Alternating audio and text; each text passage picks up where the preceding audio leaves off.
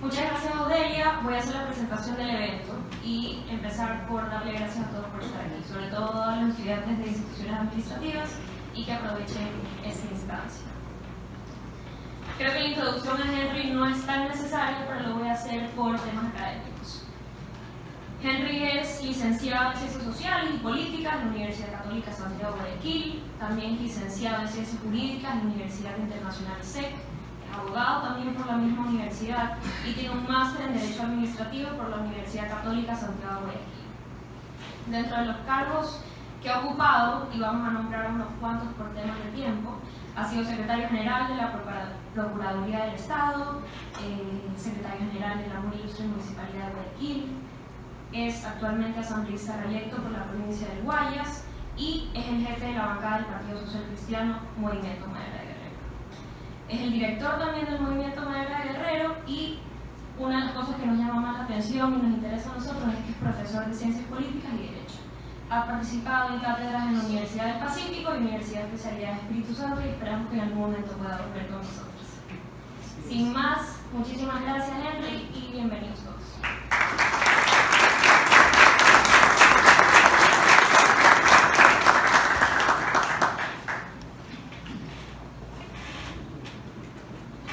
Muy buenas tardes con todos. Quiero expresar mi enorme gratitud a la universidad que me permite una vez más venir acá a cumplir no una obligación legal, sino una obligación moral de dar cuentas de mis actos ante mis conciudadanos. Y en este caso, nada más y nada menos que estudiantes de la Universidad Casa Grande, universidad a la cual yo rindo mi homenaje de carácter permanente, estudiantes de la Facultad de Administración y de Ciencias Políticas, con las cuales me siento plenamente identificado.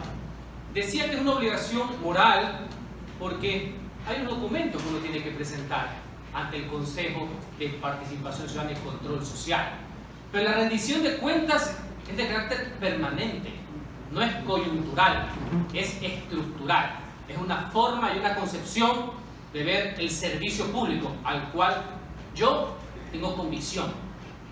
Yo opté por el servicio público. No fue un descarte. No fue por el vecino, ni por el cuñado, ni por el que cruzó. Desde hace muchos años tomé inclusive en mi especialización jurídica optar por servir a los demás, por velar por el interés general, no por el interés particular. En este segundo mandato que tengo como legislador de la provincia del Guayas, gracias al voto popular, y en este primer año completo de gestión, al cual tengo que remitirme para efectos normativos, el año 2018, y sin perjuicio que entregaré el documento aquí al seno de la universidad, tiene básicamente tres grandes aristas, que fue lo que marcó el año anterior. Uno, este proceso de reinstitucionalización del Estado, producto de la voluntad popular consignada en la consulta de febrero del 2018. Sin perjuicio del tema ideológico de derechas o izquierdas, es claro que el país vivió años de un estatismo, de una voracidad estatal, de un momento en que el ciudadano se vio limitado en sus derechos en aras de una visión política en particular. El mismo pueblo ahora, a través del voto, ha requerido y ha exigido que se desmonte ese aparataje jurídico que inclusive tiene aristas de carácter constitucional. La segunda gran idea fuerza tiene que ver con una reactivación económica anhelada por todos. El empleo, así como la seguridad, es lo que no deja dormir a los ecuatorianos. Eso es lo que muestra su apremio, su angustia. Y en esa línea se han conocido y se han aprobado una serie de normativas llamadas Ley de Fomento a la Producción y Reactivación, que son el principio, no el fin, son la herramienta, el instrumento, no el todo, que bien aplicadas, con decisión, no con discurso, pudieran permitir en su implementación que se mueva el aparato económico, que se le dé la ayuda, el estímulo, no el castigo, a la iniciativa privada tan vapuleada en los últimos años, para que sea ella la iniciativa privada, la empresa privada, la pequeña, la mediana y la grande, la llamada a generar empleo y riqueza en el país. Eso sí, obvio, y es lo que yo creo, con un Estado fuerte, no grande, con un Estado que regule, no con un Estado que estrangule, con un Estado que sepa cuáles son los límites, que no asfixie al llamado a crear estas fuentes de riqueza y de empleo. Y un tercer gran concepto es todo lo relacionado a la fiscalización, tanto a la acción de gobierno, que es una facultad constitucional, una atribución, una potestad, tanto a los hechos pasados como los que vienen en la actual gobernanza, y donde obviamente hay falencias, hay omisiones, que nuestro desafío es estar a la altura de las circunstancias y legislar y fiscalizar en nombre del pueblo ecuatoriano. Voy a hacer un señalamiento de cada una de las intervenciones en el Pleno, rápidas, pero ¿para qué son importantes? El Pleno es la máxima representación que tiene el Parlamento ecuatoriano. No creo que hay que hablar en todas las leyes, porque se cometería el error de hablar piedras. Pero tampoco se puede omitir, como he leído por ahí, que los asambleístas hablan en corredores, en ruedas de prensa. No. El espacio natural es la curul que nos dio ¿quién? El pueblo. ¿A través de qué? Del voto.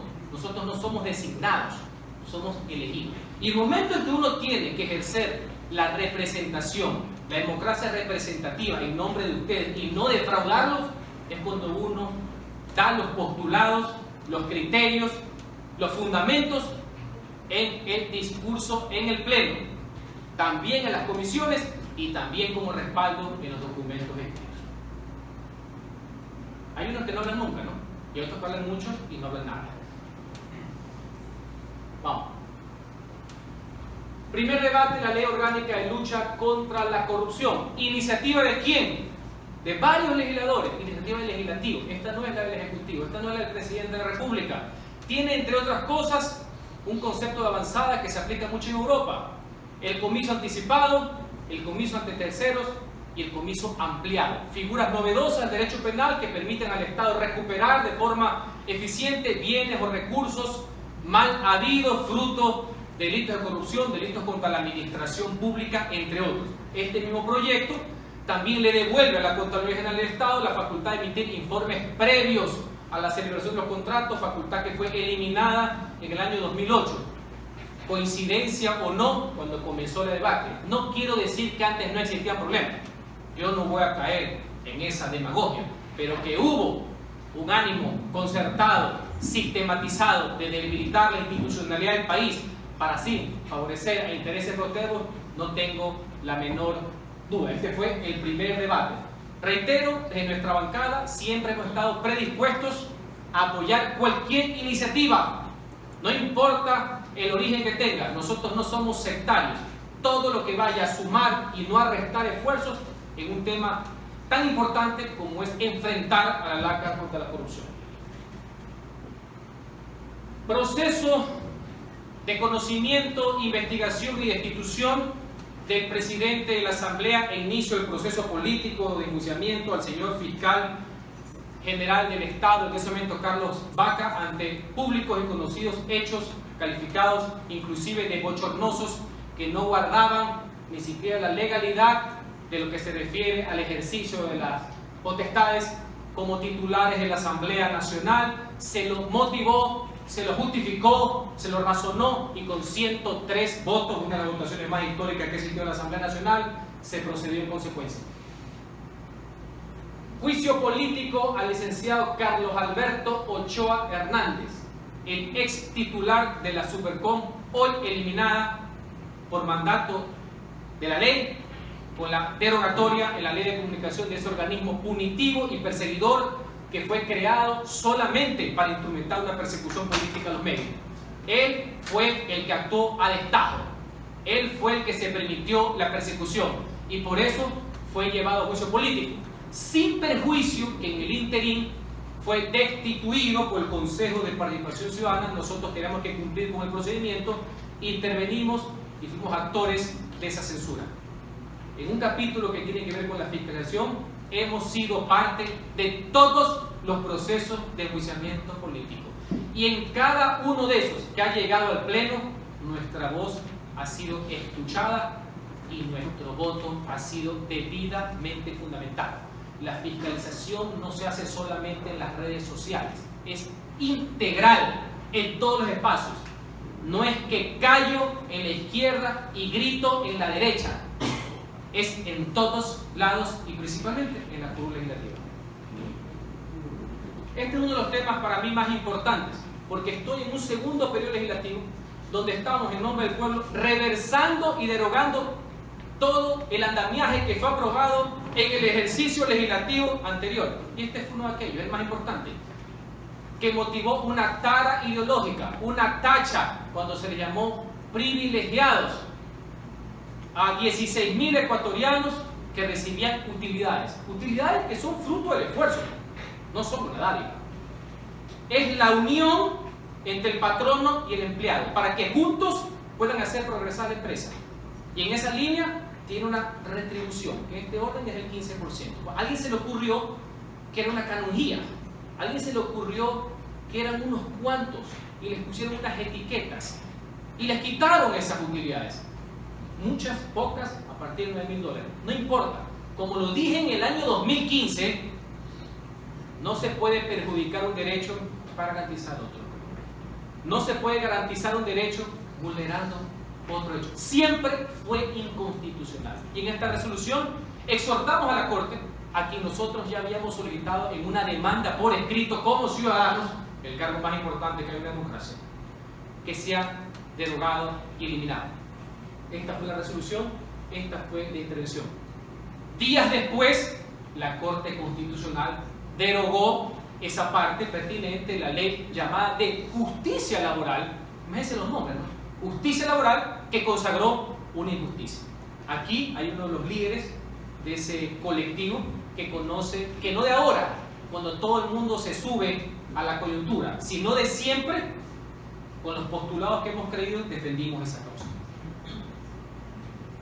Otro también muy importante, segundo debate del proyecto de ley orgánica para evitar la especulación sobre el valor de las tierras y fijación de tributos, llamada comúnmente plusvalía, que fue la consecuencia y la implementación de una pregunta de la consulta popular. A nosotros solo nos quedó instrumentarla, ya el pueblo decidió.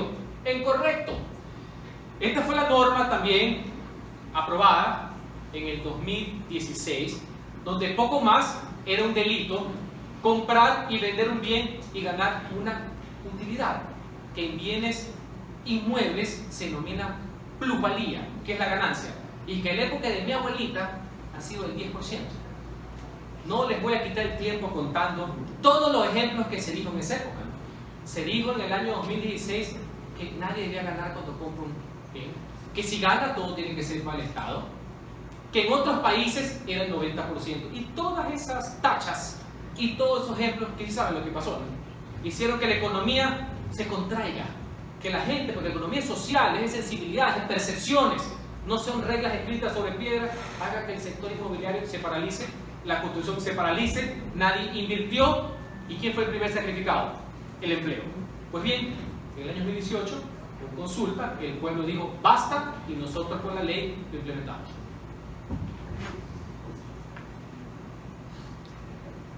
Resolución no tiene la fuerza de una ley, no tiene trámite, pero el Congreso hace mucho de esto diariamente, a veces perdiendo el tiempo y a veces en temas sustantivos, en temas sustanciales.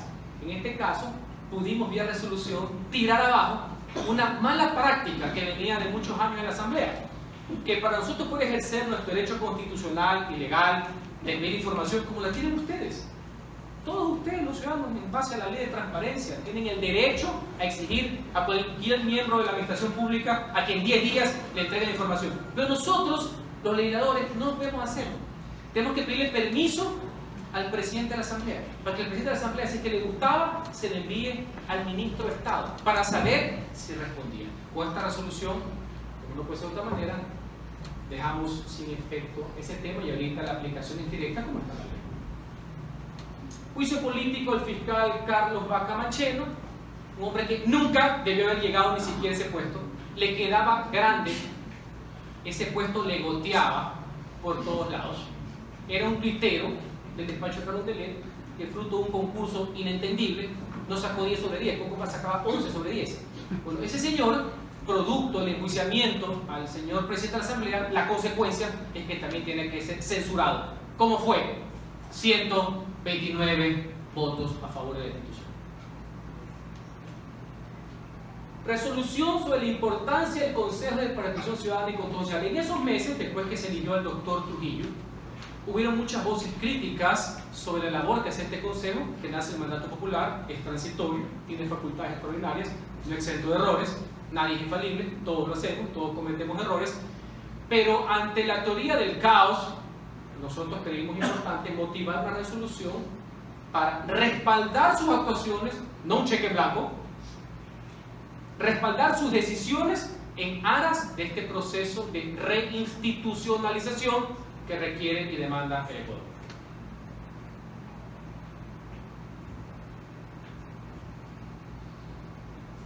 Lo que conversamos al principio, el primer debate, el proyecto de ley orgánica para el fomento productivo, atracción de inversiones, generación de empleo y estabilidad y equilibrio fiscal. Aquí, conceptualmente, se le comienza a dar un vuelco a un modelo intervencionista por uno que propende a que la iniciativa privada tenga mayores espacios, mayores estímulos, mayores incentivos, menos castigos para que puedan generar empleo. Conceptualmente yo estaba a favor. Hemos mejorado algunos temas de la ley, inclusive ahí está el segundo debate que se dirige. En el segundo debate se incluyó algo que siempre afectó a mi ciudad, a la ciudad de Guayaquil, a quienes viven en nuestra ciudad, de hace años. Eso no está en el proyecto original, que es el famoso derogatorio del impuesto del 2 por 1000. Impuesto que solo se cobraba aquí en el puerto principal, que era para financiar el hospital universitario y grababa todas las actividades comerciales de la ciudad. Cuando en todos lados la salud la paga el Estado y está bien. Es lo que se denomina una competencia exclusiva del gobierno central. Pero aquí se financió el hospital universitario y ya se terminó y seguían cobrando. Y eso iba a la cuenta única del Tesoro, cuando en todos lados del país eso se encarga el Estado. Pues en esta ley se consiguió, hubo un gran consenso. Eso es importante, que en el Parlamento ecuatoriano, en la Asamblea, se lleguen a acuerdos y no le tengamos miedo al cómo. Yo siempre hago una reflexión. El tema es ¿para qué se vota? No solamente con quién se vota. Porque si la persona que te apoya es algo que tú has defendido toda su vida y él decía lo contrario el día pasado, el que queda, el que ha cambiado, es él. No los que siempre hemos sostenido la misma tesis, el mismo postulado, el mismo principio. Primer debate de la ley orgánica reformatoria del Código Orgánico General de Procesos. Esta reforma, que entre otras pone en igualdad de condiciones en el litigio, es decir, en el enfrentamiento jurídico, al Estado con el ciudadano, que ha sido una de mis más grandes preocupaciones de cuando he sido estudiante, de cuando fui funcionario de la Procuraduría del Estado, el abogado del Estado, encargado de velar por el interés público, en mi tesis de Derecho Administrativo. ¿Por qué esa desigualdad? Todos ante la ley somos iguales.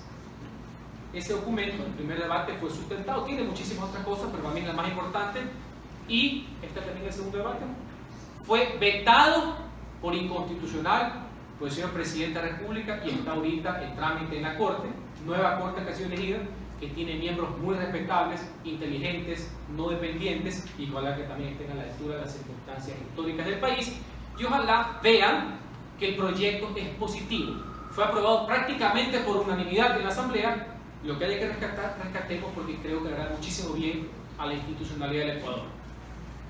Segundo debate, la ley de optimización de trámites. Esto es muy importante. ¿Por qué? Porque la iniciativa privada, el sector privado, el pequeño, el mediano, el gran empresario necesita reglas claras, seguridad jurídica, que cuando vaya a cualquier institución pública, de cualquier nivel de gobierno, ya sea provincial, local, municipal o central, se le brinden las facilidades y no los estorbos, no que le vendan dificultades. Ustedes saben lo complejo que es iniciar una compañía, iniciar una acción que genere finalmente empleo. Esta es una ley que después de la ley de modernización del año 1993, en la época del régimen del presidente Durán Ballén, creo que es un gran salto. Una vez más, ahí está la norma, ahí está la base. Se requiere actitud y decisión para poderla implementar. Este es el segundo debate, el proyecto de ley orgánica de lucha contra la corrupción. lo comenzaba al principio, fue vetada por el presidente, con lo cual queda en el congelador, de conformidad con la Constitución, en un año que no se puede volver a tratar. Nunca negué la facultad del presidente a Pueblo Ser, es una de sus facultades, una de sus prerrogativas, más allá que considero que fue un veto eminentemente político, de oportunidad. Primer debate, el proyecto de ley orgánica reformatoria de la ley orgánica de comunicación. Momento histórico. Estuve en las dos legislaturas, en la que no me dejaron hablar, en la que no pudimos participar, en el año 2013, donde la fuerza de los votos superó momentáneamente a la fuerza de la razón. Años después, como no podía ser de otra manera, no solamente ante el clamor ciudadano, de las instituciones internacionales, de la OEA, de la ONU, de los relatores especiales para la libertad de expresión, sino porque fundamentalmente era lo lógico, lo legal y lo justo, se presentaron por parte de todos los movimientos políticos, incluido el mío, proyectos de reformas y o derogatorias de todo el marco punitivo, sancionador, castigador que tenía esta ley, y obviamente la eliminación de la Supercom. Me adelanto si llegara a haber alguna pregunta, porque me la hacen permanentemente en las redes sociales y me la han preguntado en los medios de comunicación. Yo tengo también que comentárselo a ustedes. Muchos de nuestros coidearios, amigos, alumnos preguntan, ¿pero qué no la eliminan por completo? Hay esa famosa frase endilgada de algunos políticos que la mejor ley de comunicación es la que no existe, dicen. Nuestro problema en relación al ordenamiento jurídico es que nuestra Constitución del año 2008, aprobada por el pueblo ecuatoriano, obliga a que exista una ley de comunicación. Eso no lo tienen los otros países. Entonces tiene que haber una ley, no la ley que se aprobó en 2013. Y el pueblo ecuatoriano, en el año 2011, no sé si ustedes se acuerdan, hubo una consulta popular. Y en la consulta popular el pueblo ecuatoriano mayoritariamente expresó y aprobó que haya una ley de comunicación. Entonces tengo la Constitución y tengo el pueblo. Tiene que haber una ley. El tema es qué ley.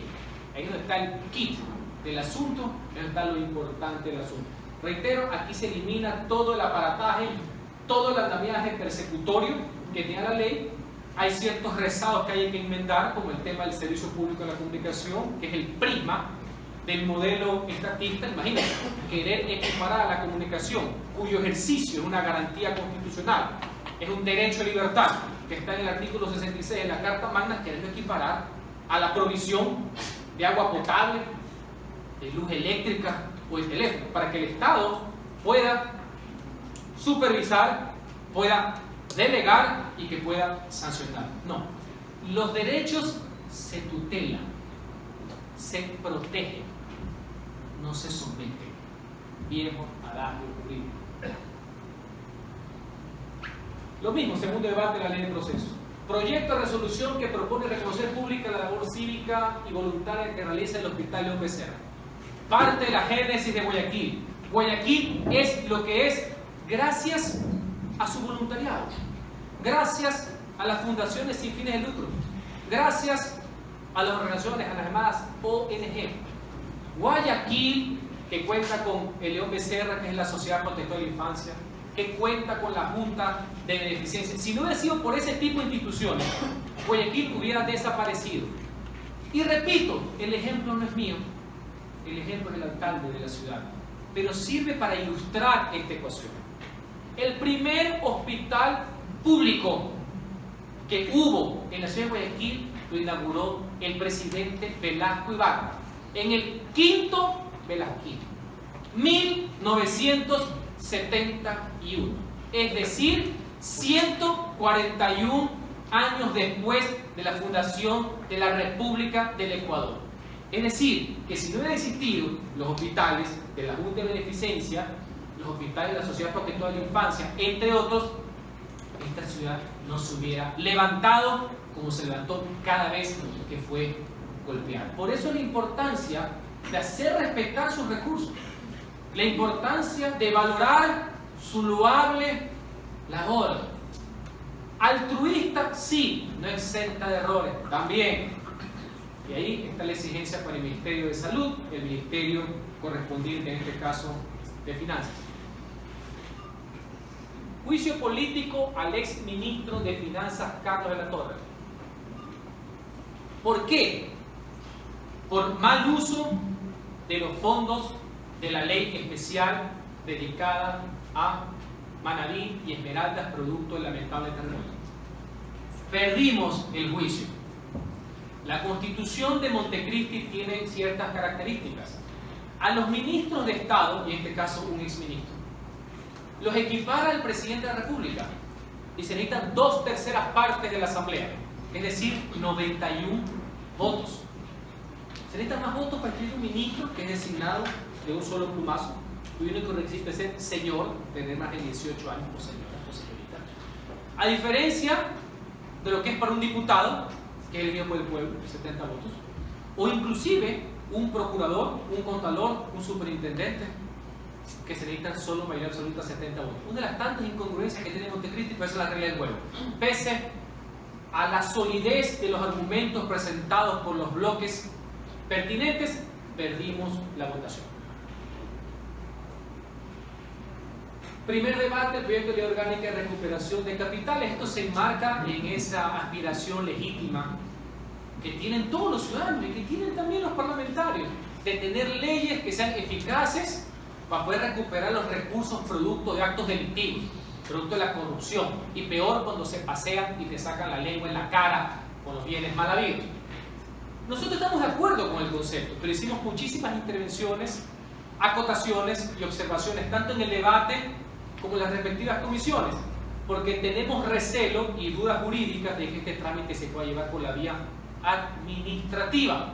Nosotros creemos que la acción penal, cuyo titular es la Fiscalía General del Estado, debe tener un rol protagónico y preponderante, no puede ser aislado, porque cuidado, viene mañana cualquier arrepentido, cualquier amnésico, que tiene derecho a que le regrese la memoria, tiene derecho a arrepentirse, tiene derecho a devolver la plata, sí, pero hay una acción penal de por medio. Si se lo hace de forma correcta, inclusive puede haber una cooperación eficaz. Como todo el mundo que ve las películas, etc., podemos reducir la pena, llegar a otro tipo de sanciones, pero no, y bajo ningún concepto, cualquier piso de impunidad. Segundo debate, el proyecto de ley de creación de la Universidad del Río. Otra gesta y otra causa a favor también de nuestra ciudad. Más allá de que uno legisla con sentido nacional, uno tiene un origen. El origen es Guayaquil, es Guaya, a la cual nos debemos.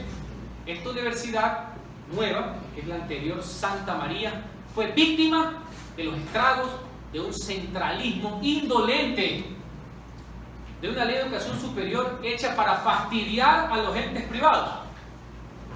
Si no, pregunten las autoridades de esta universidad, todos los avatares que tienen que vivir día a día para cumplir con la voluntad de cualquier burócrata de turno. Ojo, no dudo del rol que debe tener el Estado en el control y regulación, pero una cosa es control y regulación y otra cosa es no permitir que se opere.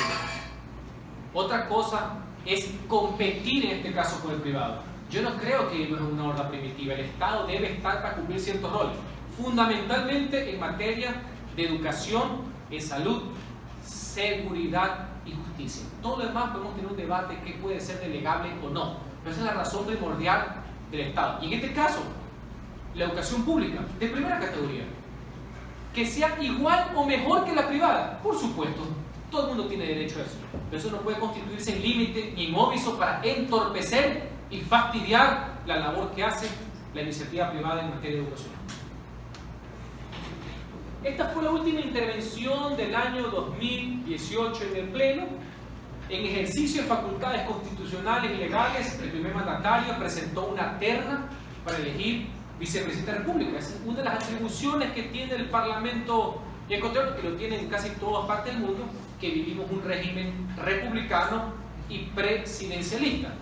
Hice una intervención para ponderar las virtudes del actual segundo mandatario, lo cual bajo ningún concepto condiciona mi labor ni condiciona mi posición ante el gobierno. Es importante llegar a consenso, sí, y no desvirtuar, como lamentablemente se quiso hacer ese día, otra vez más, con etiquetas, con luchas de clases baratas y superadas, tratar de desprestigiar a una persona que quiere servir al país. Si comete errores, estaremos ahí también para responsabilizar. Pero querer tachar, querer vejar a una persona solo por su origen, no solamente que es inconstitucional, sino que es injusto.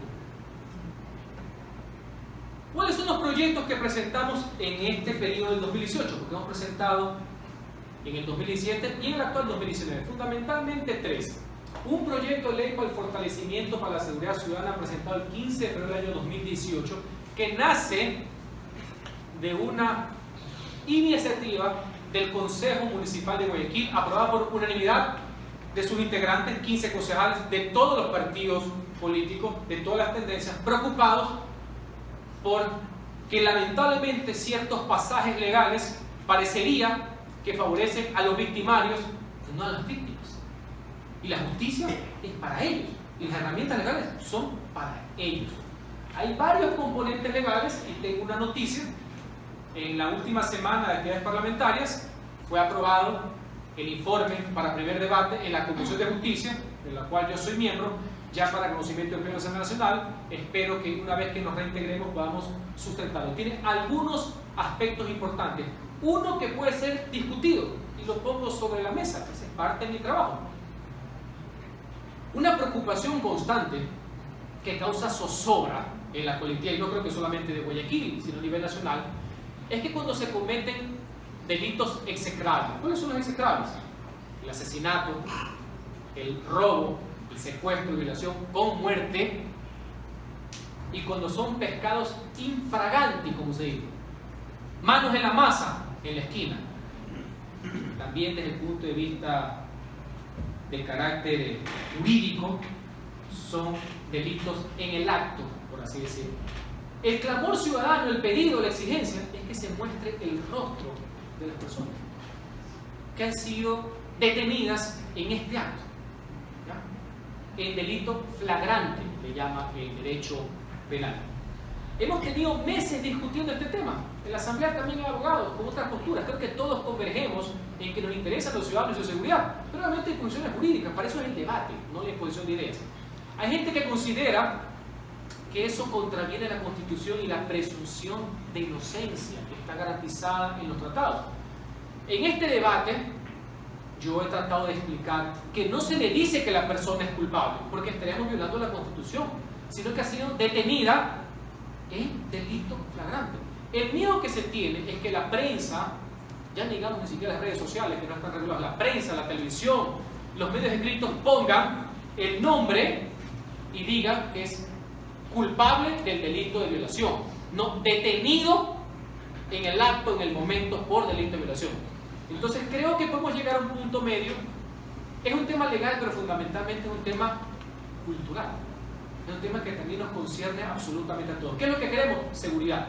Queremos que una persona que ha sido reiteradas veces detenida, que está en delitos en esto, no es en todos los delitos, miren que no estoy hablando ni siquiera de peculado, no estoy hablando de robo, de concusión, de cohecho, de enriquecimiento ilícito, de asociación ilícita, estoy hablando de estos delitos que no dejan dormir a la gente, los delitos denominados execrables, haya esta facultad. El debate está abierto. Hay un choque de visiones constitucionales y legales, pero no creo que haya choque con el ideal, que en este caso es preservar y proteger la vida de los ciudadanos, que es la primera obligación que tiene cualquier Estado. Proyecto de ley orgánica que deroga parcialmente la ley de comunicación fue presentado, y proyecto de ley orgánica reformatoria al Código Orgánico Monetario y Financiero presentado el 17 de octubre del año 2018. ¿A qué se refiere este proyecto? Ustedes deben conocer, a mí me llamó profundamente la atención y la preocupación, cómo en el acápite, en el capítulo de servicios no financieros, porque los financieros son los que nos cobran los bancos por el mantenimiento de la cuenta, la chequera, cuando tú retiras de un banco que no es el que tiene la cuenta, etc., sino los no financieros. Esto es producto de las benditas llamadas telefónicas, mecanismo usado en todas partes del mundo. Yo no estoy en contra que se llame a vender un servicio telefónicamente. Mi duda es la aceptación. Van millones de dólares en reclamos en la superintendencia de personas que dicen no haber aceptado, sino haber escuchado. Hay otros, porque los graban a uno, no sé si usted sabe, que entienden cualquier susurro como aceptación. Pero en algo bastante raro, y que los pinta a estos empresarios, porque no son empresarios, de cuerpo entero, es que para conquistar y para entender vale el susurro por teléfono. Pero cuando la gente ya no quiere el servicio, cuando la gente ya no le gustó el servicio, inclusive si lo hubiera aceptado, pese a que nunca entiende las condiciones, pese a que le hablan punto, pero cuando tú no quieres el servicio, te dicen, no, el recado es por escrito, y te piden un poco más el Tratado de Versalles. ¿Les parece justo? ¿No les parece lógico que si contrataron por teléfono, puedo dejar sin efecto por teléfono? Y entre otras cosas más. Ahí se está proponiendo, entre otros temas, que la venta en sí puede ser por teléfono, puede ser por cualquier medio tecnológico, por chat, por lo que sea. La aceptación es por escrito o por medios digitales, mail o cualquier otra figura. En mi caso, yo tengo dos de estos servicios, con dos medios de comunicación. La negociación fue telefónica. El contrato, uno me lo enviaron por escrito a mi domicilio y el otro por mail. O sea, yo terminé aceptando y tengo el respaldo de las condiciones en dos documentos, no con susurros.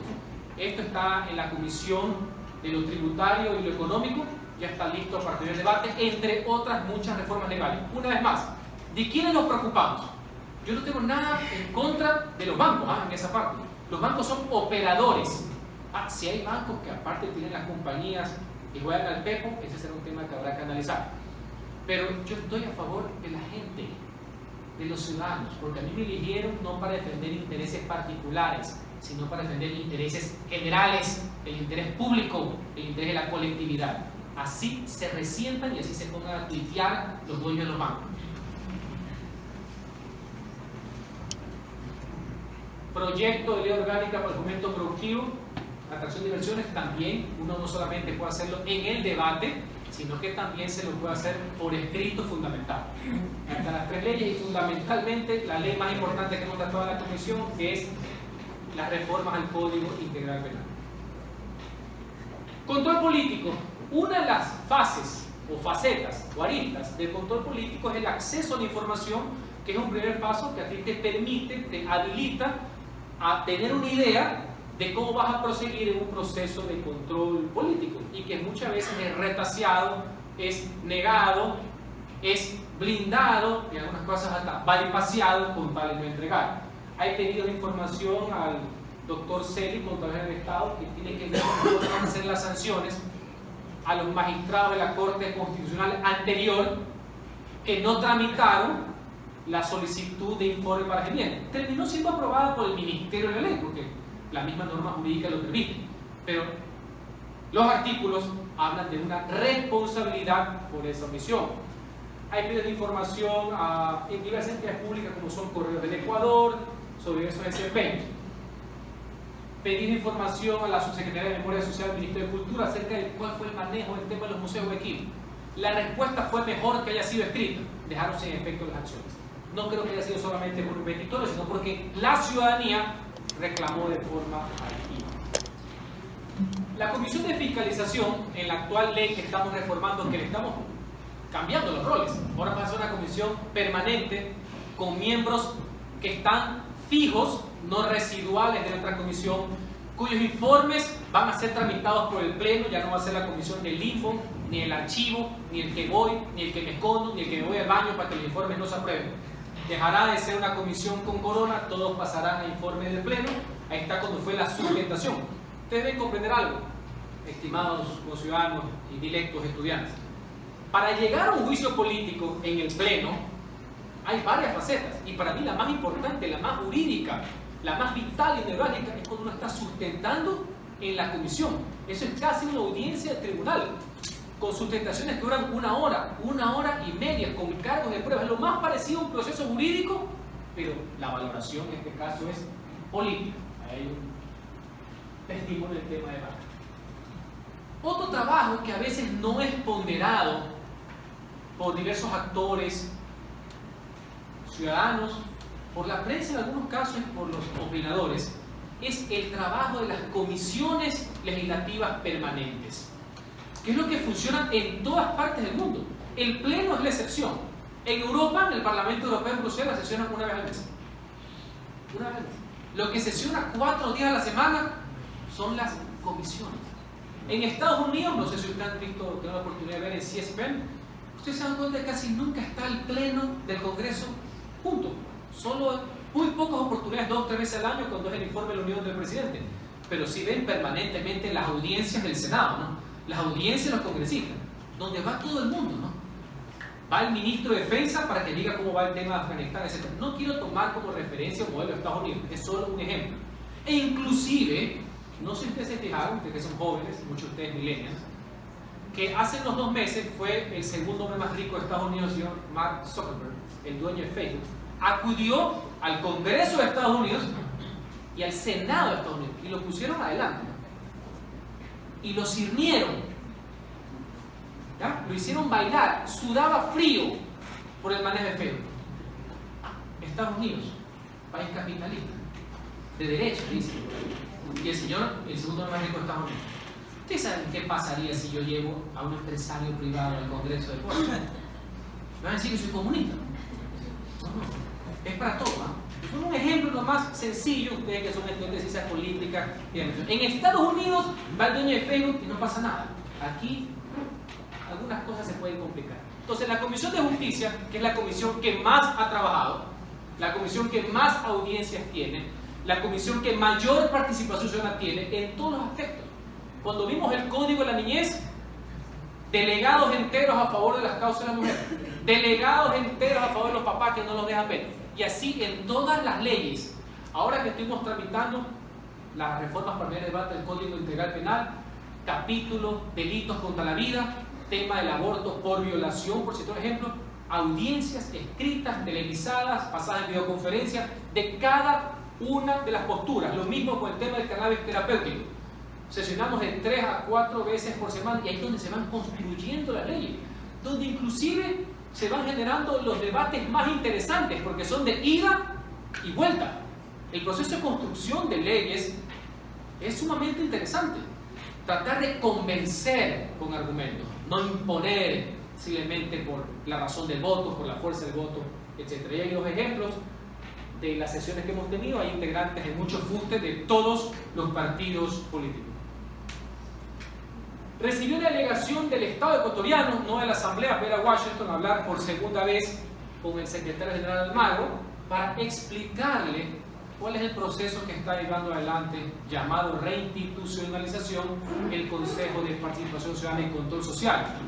Aquí bastante respaldado, pero que genera bastantes dudas en el exterior. Parte de nuestro trabajo en una comisión multipartidista y multiciudadana. Ustedes ven que hay sectores, hay delegados de la prensa, diputados, académicos como Enrique Ayala Mora, hombre muy inteligente, socialista, es rector de la Universidad Andina, para que el Ecuador, en distintas visiones, no con una sola, explique cuál es el proceso que estamos viviendo. Reitero, no exento de errores, pero absoluta y prístinamente legítimo. Con la secretaria ejecutiva adjunta de la Comisión Interamericana de Derechos Humanos, muy importante, me hizo una pregunta. Es cierto que en el Ecuador no existe justicia constitucional, a ella le preocupa, vela por los derechos humanos. Los derechos humanos no son ni de izquierda ni de derecha, nos velan y nos protegen a todos. Y le dije, ¿quién le ha dicho eso? No importa. En todo caso, digo, sí existe justicia constitucional. Lo que no hay es corte constitucional, que es el tribunal de alzada. Porque ustedes, vaya que no son abogados, deben saber que usted puede ir a cualquier juez de lo civil, de lo penal, y accionar lo que se denomina una acción de protección. Todos los jueces en el Ecuador son jueces constitucionales para efectos de velar y proteger los derechos ciudadanos. Si usted quiere presentar una demanda de inconstitucionalidad sobre un acto normativo, sobre una ley o sobre la resolución de un consejo municipal o de la asamblea, evidentemente necesita la Corte. No es dable lo que nos pasó. Vaya que no es nuevo. En el año 2005 el Ecuador se quedó sin Corte Suprema y la nombraron después de un año. Debemos haber sido el único país en el mundo que no tuvo Corte Suprema. ¿Y saben qué pasó? Me duele decirlo como abogado. Nada. Porque como decía el populacho, sí, no hay Corte de Justicia, pero tampoco hay injusticia. Para que vean cuál es la psicología de la calle. En el Parlamento latinoamericano, en Panamá, tengo una delegación, es la única vez que he viajado por la Asamblea, a la Comisión de Derechos Laborales para estandarizar temas que están a nivel de carácter latinoamericano. Me sorprendió algo. En muchos países del mundo, en muchos países de América Latina, todos los empleados están afiliados a la Seguridad Social. Nosotros hemos tenido grandes avances en eso a lo largo de los años, indistinto ideológico. El Ecuador va progresando también en materia de derechos. El tema de las jornadas laborales, si aquí se quejan de los 40, no les quiero contar cómo está en otros países y lo perjudicial que puede ser. Pero bueno, esa es parte de la integración. Este es un capítulo para mí muy especial y que tiene que ver con una participación ciudadana efectiva, no declarativa. Es obvio que existe una democracia representativa por la cual uno interpreta, trata de canalizar las demandas de ustedes a través del voto y de la voz que uno tiene en el Parlamento ecuatoriano, en la curul, que es el símbolo de la representación. Pero la participación ciudadana es permanente, es diaria. No comienza y no termina sufragando. ¿Cómo? Son una responsabilidad que es cada 4 años o cada 2 años. Eso no puede ser, es permanente. Y como este proceso legal de rendir cuentas es una vez al año, yo vi en los medios de comunicación, en lo que le llaman algunos los tradicionales, vi la oportunidad de interactuar y de rendir permanentemente cuentas de mis actos, semana a semana, y obviamente de retroalimentarme de las críticas, de las propuestas que hacen los ciudadanos. Por eso le he dado mucho énfasis al tema radial. Este año tuve 138 intervenciones en un año en la radio. He llegado a tener en años anteriores 160, si mi memoria no me es ingrata. Me siento sumamente cómodo en el tema radial. Uno puede explayar las ideas, puede explicarlas, despejar dudas y aprender también de lo que a uno le dicen los comunicadores y los ciudadanos que permanentemente llaman a través de sus líneas. Hay 60 entrevistas en medios televisivos y hay 160 entrevistas y notas de prensa, fundamentalmente en los diarios más importantes del país, que es El Universo, El Expreso, Diario El Comercio. Ahí hay los testimonios de algo que es permanente, que no es un tema aislado. Actividades de la comunidad. Esto no es parte de lo legal. De hecho, al Consejo de Participación Ciudadana poco o nada le importa lo que yo les voy a decir, pero ha sido una constante en los 6 años que tengo legislador. Yo no puedo desapegarme de mi naturaleza, de mi origen, que es mi ciudad, que es sus ciudadanos, que es su comunidad, que es el distrito que me eligió, más allá que mi representación es global, de la entidad que me formó para servir, que es el municipio de Guayaquil, de sus obras, de sus servicios, de sus ejecutores. Por eso, permanentemente, fundamentalmente los días viernes y sábado y lunes en la mañana, porque todos los lunes viajo a Quito, he acompañado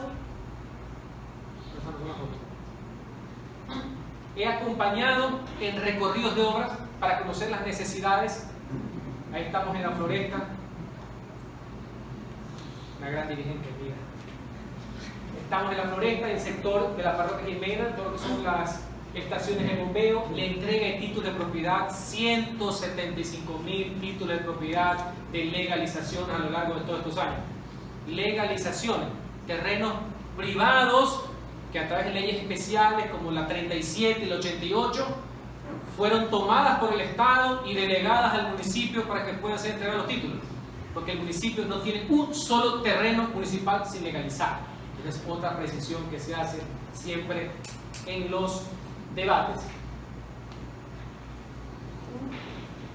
Con esos antecedentes, este pequeño resumen, antes de entrar a un ejercicio de preguntas y absorber las inquietudes que ustedes tengan, yo tengo que reafirmar varios conceptos. ¿Qué es lo que me llevó a la legislatura? La defensa de principios. ¿Cuáles son esos principios? La igualdad ante la ley, que para mí es mi prisma. Su consecuencia, la igualdad de oportunidades. Que todos tengan la misma oportunidad de tener el mejor de los futuros. No importa su condición socioeconómica, no importa dónde haya nacido, no importa hijo de quién sea, no importa cómo se vea. Eso sí, yo la diferencio de la igualdad de resultados. Concepto marxista, superado y fracasado por la historia y por las pruebas. Defendemos una economía social de mercado, alejada de cualquier extremo ideológico, tanto de la extrema izquierda como de la extrema derecha. Y creo que eso cada vez está más claro y más contundente. Para nosotros, el progreso en libertad no es una quimera, ni tampoco un eslogan, es una actitud ante la vida y obviamente una resolución ante la adversidad. Y en cada paso que doy y cada vez que me tengo que levantar, y la gente que ha trabajado conmigo, los conciudadanos, los que me siguen, saben que para mí es lo fundamental. Yo no considero que uno debe ser forjado por los hechos y por la historia, sino que uno tiene que actuar con decisión y con firmeza para forjar esos hechos y para poder forjar esa historia. Y en ese camino yo quiero aprovechar este momento para agradecer profundamente a mi equipo de trabajo. Lo he dicho varias veces de forma pública. Yo soy el reflejo de lo que son ellos. Yo soy la representación de lo que son ellos. Gracias a ellos, a su inteligencia, a su preparación y a su honestidad, yo puedo hacer mi trabajo. Y me siento de mucho orgullo decir que 2 de sus integrantes son graduados de esta universidad. Muchísimas gracias a todos.